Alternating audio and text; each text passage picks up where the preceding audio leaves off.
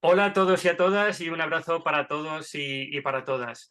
Esta tarde tenemos con nosotros a Emilio Carrillo. Para quien no conozca a Emilio, podría decir de él que es un maestro, un ser que promueve y se entrega para que vivamos en conciencia con lo que somos. Como muy bien dice él, tengamos en cuenta el coche, haciendo un símil al cuerpo físico, mental y emocional que somos, pero más en cuenta al conductor refiriéndose en este caso a nuestra esencia divina, lo que somos, lo que seremos y lo que siempre hemos sido. Su blog El cielo y la tierra ya tiene más de 10 millones de visitas y amanece en el blog de una manera pequeña y casi con disimulo la frase de que ya solo en amar es mi ejercicio. Imparte cursos, charlas, conferencias, retiros, todos relacionados con la espiritualidad y el despertar de la conciencia. Emilio vivió una experiencia cercana a la muerte que le originó un punto y aparte en su vida, un tocar fondo para nacer de nuevo a otra realidad. En su biografía podemos ver que es economista con una licenciatura y doctorado con grado de sobresaliente, que fue vicealcalde de Sevilla y de haber desplegado muchas otras labores académicas y políticas a nivel nacional e internacional. Puedo decir de él, al igual que muchos también lo pueden decir, que es un ser que no para quieto, como se suele decir, que su labor es incansable y para mí de gran admiración. Es un ejemplo, una ayuda, un buen guía y un ser que cuando habla de Jesús de Nazaret, de Cristo Jesús, como él lo llama, puede que lo veas emocionarse y vibrar. Y dentro del proyecto de Cultura Ser Uno, queremos ampliar y añadir lo concerniente a la meditación y las diferentes interpretaciones, visiones y prácticas de los invitados que tenemos el placer y privilegio de tener entre nosotros. Emilio, ¿qué es para ti la meditación y cómo meditas?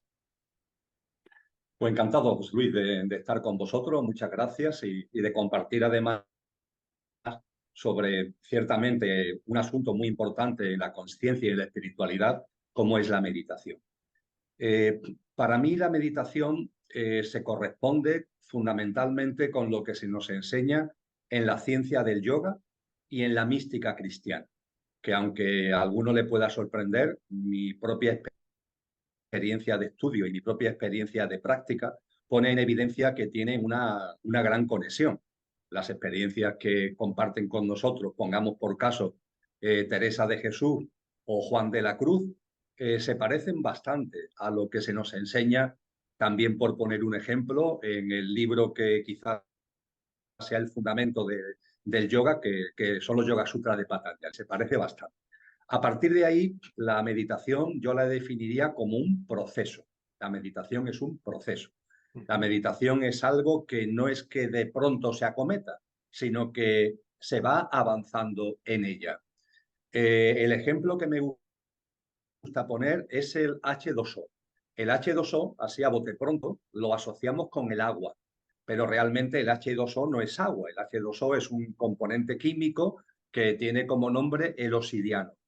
Y el H2O obsidiano tiene la particularidad que dependiendo de la temperatura es sólido, hielo, cuando, no llega a ser, cuando está por debajo de los 0 grados, es líquido cuando supera los 0 grados y es gaseoso, vapor de agua, cuando supera los 100 grados.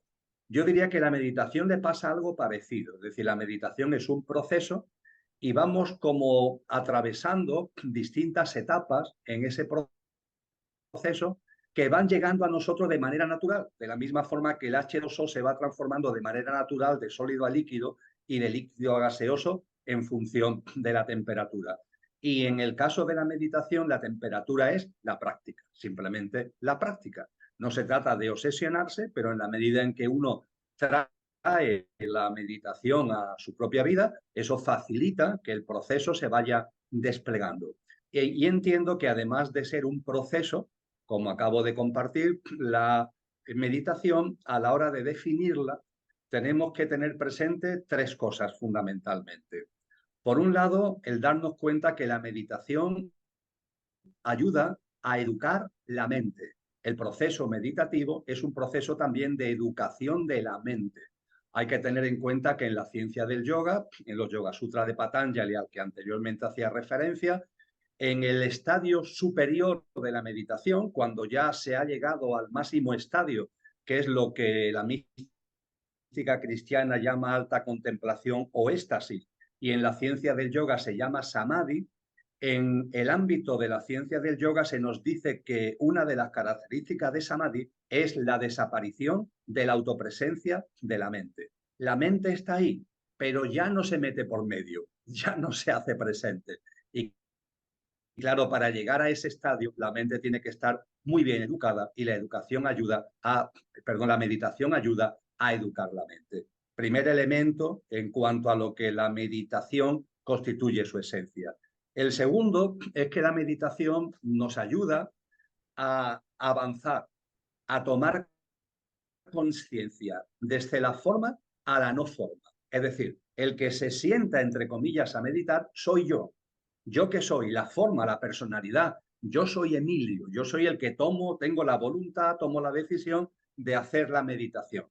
Y esa meditación me ayuda a que desde la forma Emilio, mi pequeño yo perecedero, tome conciencia, es un factor clave de la meditación, tome conciencia de mi verdadero yo, de mi no forma, de mi ser, de lo que en mí es no perecedero, sino imperecedero, con todo lo que ello conlleva de empezar a percibir que en nosotros hay una apariencia, pero hay una esencia y ver la vida de una forma radicalmente distinta, trascendente, porque la meditación, si lo es, tiene que estar llena de trascendencia.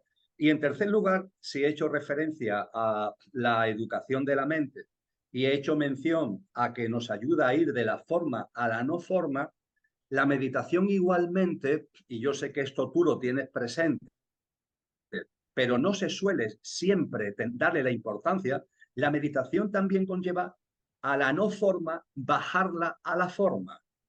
Es decir, no solamente es que desde la forma vayas a la no forma, es que una vez que has vivido ese camino y esa experiencia, ese ser que eres, esa no forma, tienes que bajarlo a la forma, tienes que traerlo a tu vida cotidiana. Con lo que la meditación, si de verdad lo es, ayuda a la autotransformación de la vida cotidiana. Por tanto, educación de la mente, experiencia trascendente de la forma a la no forma y traída a nuestra práctica de vida, de una práctica de vida de transformación que hace que la vida sea otra, de la no forma a la forma, creo que son los pilares fundamentales de lo que la meditación es y lo que la meditación significa. Ujú. Emilio, ¿qué prácticas meditativas has empleado con más pasión y dedicación? Y de todas ellas, ¿cuál recomendarías? Has hablado un poco, pero de cómo Bien, lo haces. en la actualidad, José Luis, no utilizo ninguna técnica o práctica, podríamos llamarle especial. Simplemente guardo silencio verbal, busco una postura para mí propicia para llevar a cabo la meditación, respiro de forma consciente, la inspiración, la expiración, lo hago de manera consciente, con lo que la propia respiración se va haciendo más sosegada y más profunda. Procuro guardar silencio mental, que la mente, sus pensamientos se metan por medio lo menos posible y llevar a cabo un proceso de introspección que va a arrancar ese proceso de la forma a la no forma a la que hacíamos referencia anteriormente. Sí es cierto que junto con esta práctica, que forma parte de mi vida cotidiana, también he ido aprendiendo la importancia, y lo hago a veces, de llevar a cabo procesos de meditación contemplando la naturaleza.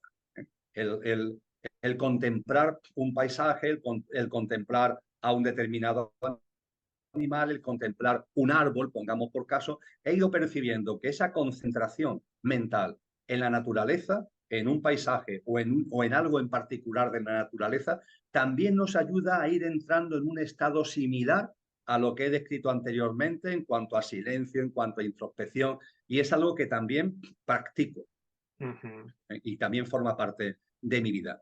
Ciertamente, en el camino que he ido recorriendo con la meditación, he realizado prácticas en su momento que ya han ido quedando atrás. Por ejemplo, la práctica de lo que yo llamo jugar con la mente, es decir, ver cómo te callas, estás en silencio, intentas no pensar, pero aparecen pensamientos en la mente. Entonces, para mí, el juego de jugar con la mente es no seguirle el juego a los pensamientos. Ha llegado un pensamiento, pero no le sigues el juego. Igualmente, la práctica del observador, el observar cómo estoy físicamente, cómo estoy anímicamente, vitalmente, mi mundo emocional, los pensamientos que hay en mí, y hacerme la gran pregunta, como dicen en el mundo oriental, ¿quién está observando? ¿Quién es el observador? Ahí hay algo más, porque algo está observando mi mundo físico, mi mundo energético, mi mundo emocional, mi mundo mental, ¿no? Eso nos va ahondando en la práctica que en Oriente se llama la del tercer ojo, ¿no? La de ese observador. Y ese observador es una manera de abrir la puerta a la no forma, más allá de la forma, ¿no? Y también, sin duda ninguna, lo que a mí me gusta denominar el océano de silencio, es decir, cuando llegue a ese punto que hemos compartido, donde ya después de guardar silencio, la respiración consciente, la mente se va calmando, el tirarte como un vacío, que a mí me gusta denominar las vacaciones. Un océano de silencio que nos aporta vacaciones en el sentido de que en ese ratito que estemos meditando, yo suelo poner la alarma para que me avise cuando ha pasado el tiempo, no hay nada que hacer, no tenemos nada de que ocuparnos, no tenemos nada en que pensar. Nos podemos tomar las vacaciones del ser. Y esas vacaciones del ser nos meten en un contexto que a mí me gusta denominar el océano de silencio. Pero te insisto que actualmente no realizo ninguna práctica en concreto, sino simplemente lo que he citado anteriormente. Ujú. Emilio, cuando hablas en tus charlas, en tus vídeos o en tus conferencias, el vivir viviendo, sería un poco también porque la meditación es un momento que hacemos en el día, vamos a hacer esto u otro o esto otro, ¿no? El vivir viviendo, yo a veces lo traduzco cuando tú lo hablas de ese vivir en meditación, ¿no? O me equivoco. Total, no te equivocas en absoluto. Forma parte también de la experiencia de muchas personas y forma parte de mi experiencia. En la medida en que vamos educando la mente, en la medida en que vamos tomando conciencia de la no forma y modestamente intentamos traer la no forma a la forma, tiene que ver con ese que ya solo el amar es mi ejercicio, ¿no? Que tú citas, que aparece en mi blog y que está cogido del cántico espiritual de San Juan de la Cruz. Cuando eso modestamente intentamos llevarlo a cabo, eso también nos va ayudando a vivir el momento presente, a vivir el aquí ahora, el ser que está, el estar en el momento. Y eso, hagas lo que hagas, da igual que estés dando una charla, da igual que estés escribiendo o da igual que estés haciendo un plato de cocina, eso también implica y conlleva una experiencia meditativa. Sí, señor. Ujú. Bueno, Emilio, pues nuevamente un regalo para mí, este trocito de tu vida, esta charla que hemos tenido juntos.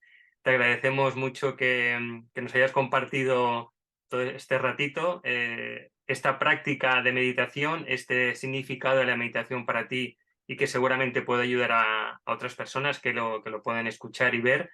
Y nada más, mandarte de parte de Jaime y mía, pues un abrazo enorme y con mucho cariño. Pues recojo con amor ese abrazo y también lo envío a vosotros desde el corazón. Muchas gracias. Pues hasta la próxima. Que vaya muy bien, Emilio. Cuídate mucho. Gracias igualmente.